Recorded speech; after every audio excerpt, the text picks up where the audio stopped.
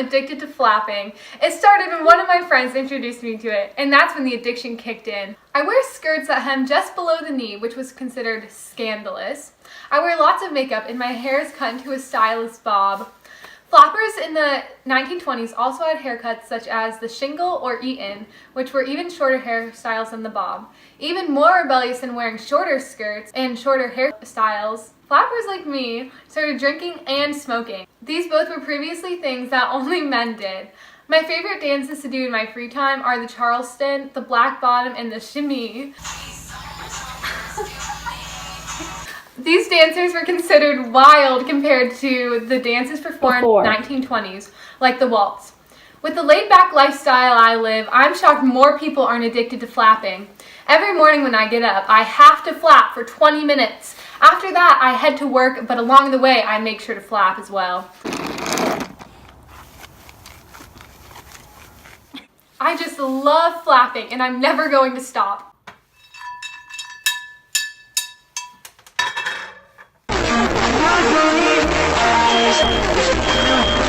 Hi, I'm Clara's father, and today I'm here to have a discussion with her.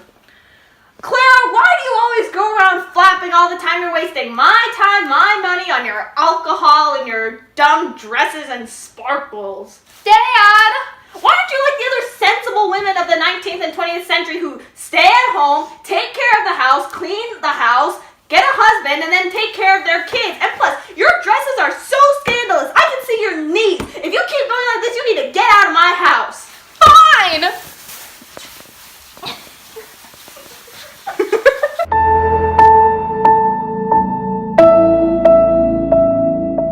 Hello, my name is Margaret Singer, and I'm addicted to birth control pills. In the 1920s, my active platform was less feminist and more abstract scientific rationales to win support of conservatives and scientists. I employed eugenics, breeding to increase favorable inheritable genetic traits, and neo-Malthusianism to control overpopulation to conserve future resources. Malthusian catastrophe would be something like a war or famine, something that causes great increase in population afterwards. And once population is greater than the amount of resources, then a population becomes very unstable. I first began my addiction to birth control pills when I opened my first birth control clinic. Someone had to try them, you know? Later, legal harassment helped to get the public to support my movement throughout the 20s, and in 1921, I had founded the American Birth Control League. In 1922, I attended the 5th International Neo-Malthusian Conference in London, and in 1925, I organized the 6th, the first of such conferences in the US. In 1927, I organized a World Population Conference in Geneva, Switzerland that focused on the Malthusian ideas in hopes of gaining support for my cause. This Geneva conference provided a global arena for discussion of population growth and its impact. However, the women working at the convention were not given credit for their participation. It was humiliating because some of those upon whom I had relied to stand by in the time of war failed and compromised, and so it goes. Meaning, the primarily male academics whom I trusted to support my cause and protect me during World War I were ignoring my rights and focused not on birth control, but just the science of population growth. It was essentially a failure in bringing women's rights to the front of the world stage, and further legal actions were not made until years and years later. You can see my ideas of eugenics and neo-Malthusianism here. My platform was that women possess the ability of maintaining or controlling population size, controlling how many people are living and using resources, and thus how many people that will die inside of the country. Also, I believed that it would help reduce the less favorable traits like physical abnormalities or handicap conditions. I actually target middle to upper class white people and the scholars and politicians that can make this change. I aim to bring general public support for and attention to my cause by appealing religiously, logically, and scientifically, and morally. It is a woman's God-given duty, but it's only possible if higher governmental powers reevaluate the previous laws that criminalize it and legalize birth control. Enforcements. Right, of course. Okay.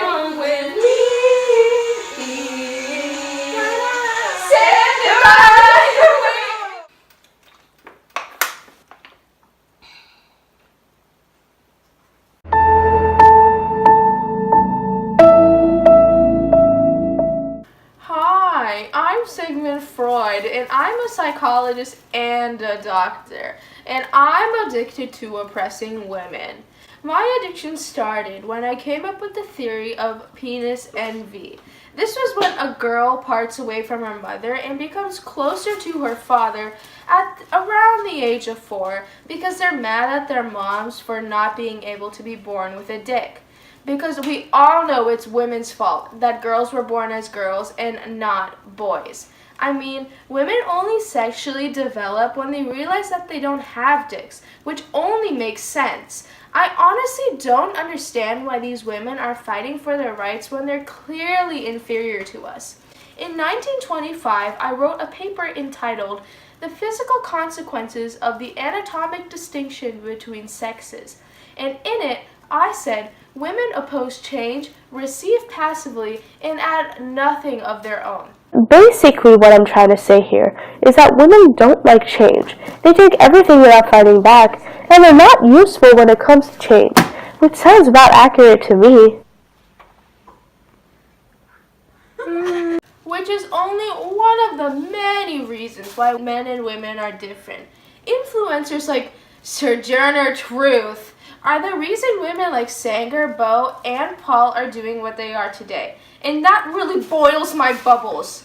And my addiction gets in the way of my everyday life. And I can't and won't stop because oppressing women is the best.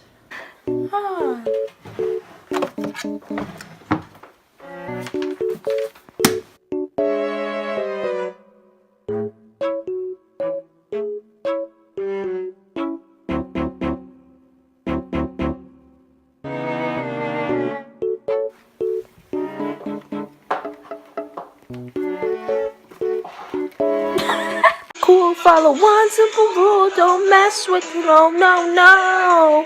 Stick to the status quo.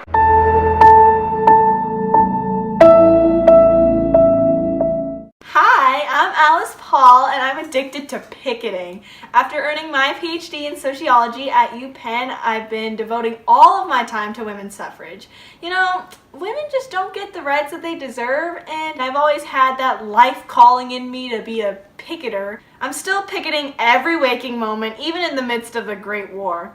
Now, some of us have been arrested or jailed, and I mean, I probably will too, but it's all for a good cause. I mean, it's just a small setback to a force that will overpower Woodrow Wilson and those congressmen. Oh, bless the souls of our state leaders! After the glorious ratification of the 19th Amendment on August 18th, 1920, we have entered the age of the new woman, with changes for women in education, work, and other areas of life.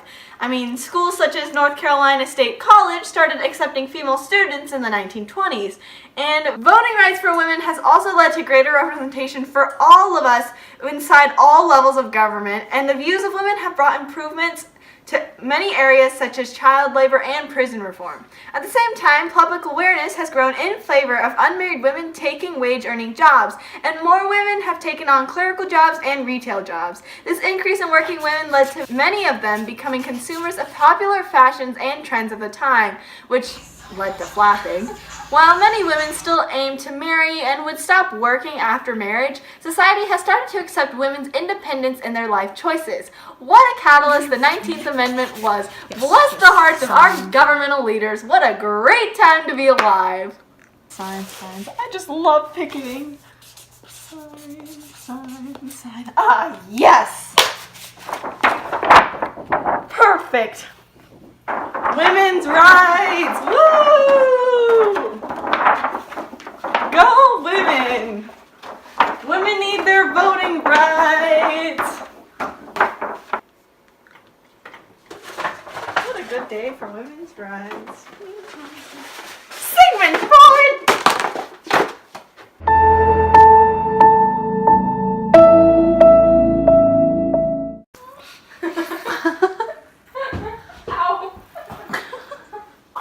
Okay, shut up. Okay, ready? Shut up. Don't say that. I won't, but I'm going to. Ah!